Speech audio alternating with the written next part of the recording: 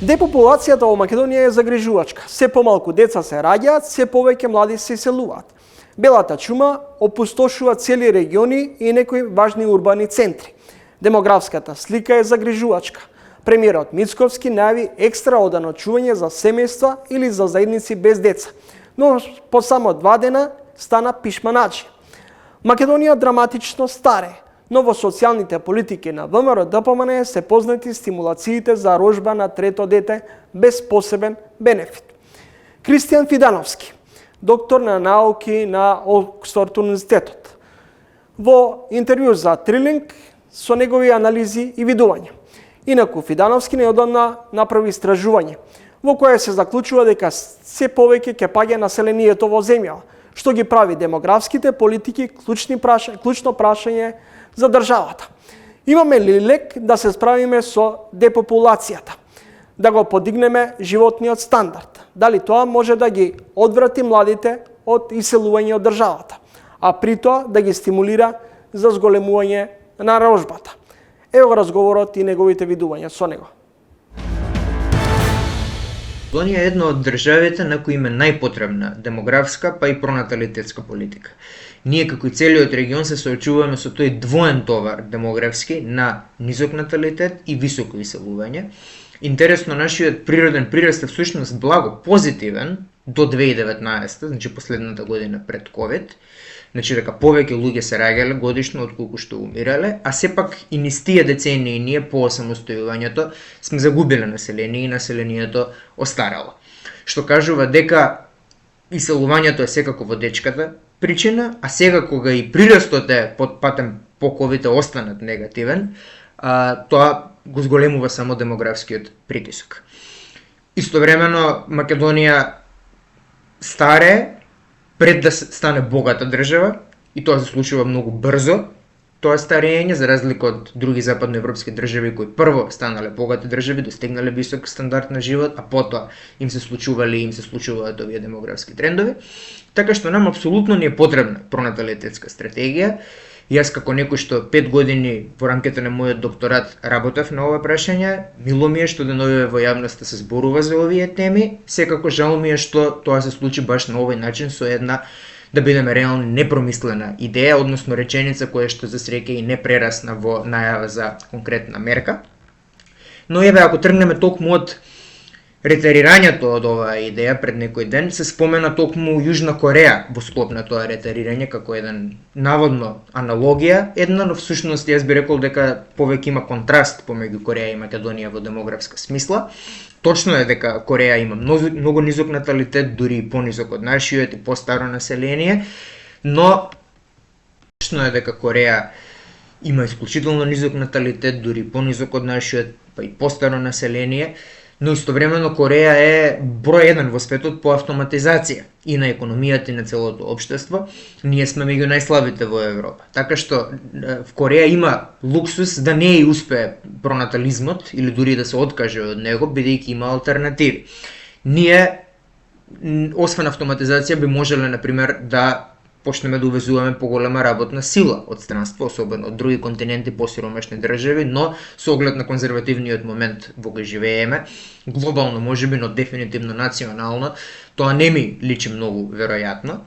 Возраста за пензионирање би можела постепено да се зголемува согласно зголемувањето на животниот век, под претпоставка дека тој би се зголемувал во идните децении, но видовме и таа идеја како негативно помена во јавноста пред некој месец.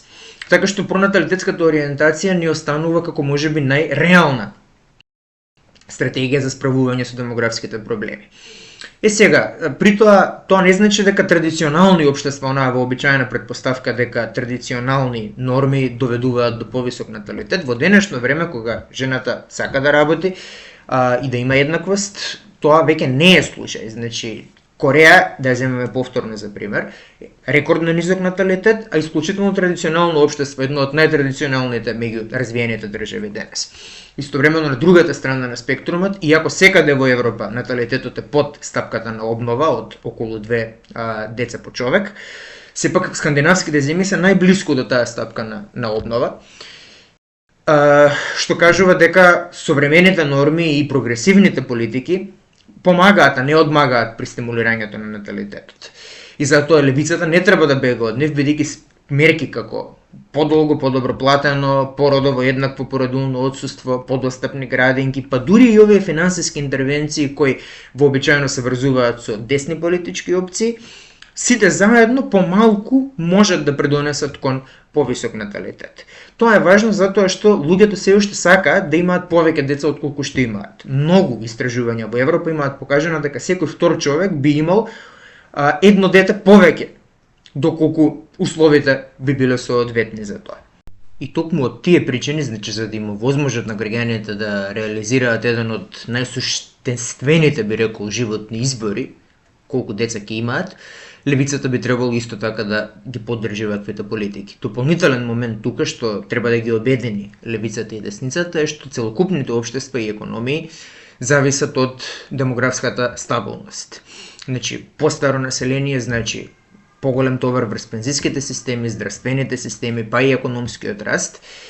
И имајќи го тоа предвид, сите ние, значи и родителите и неродителите, без разлика на брачниот статус, мислам дека тоа само дава една дигресија од вистинските проблеми, треба да придонесуваме финансиски кон стимулирање на родителството, бидејќи тоа носи позитивни екстерналии за сите нас, а не преку даноци кои би казнувале едни, без при тоа ни да знаеме дали воопшто тие средства би се користеле, потоа државата би ги можеби пренасочила и би ги користела за потребите на родителите, тоа не беше така најавено, меѓутоа затоа е подобро преку директни детски додатоци, а не преку даночниот систем, да се изведе една таква интервенција. Има тука многу примери, како што и знаеме, мислам, во регионот, тоа се доста во јавноста експонирани мерки. Јас полската би ја издвоил, бидејќи ми е многу по-мила од унгарската, српската и некои други модели, затоа што таа беше почната исто од една десна партија, која што сега е во опозиција, но сегашната владеачка партија исто така е прифати и дури ја унапреди,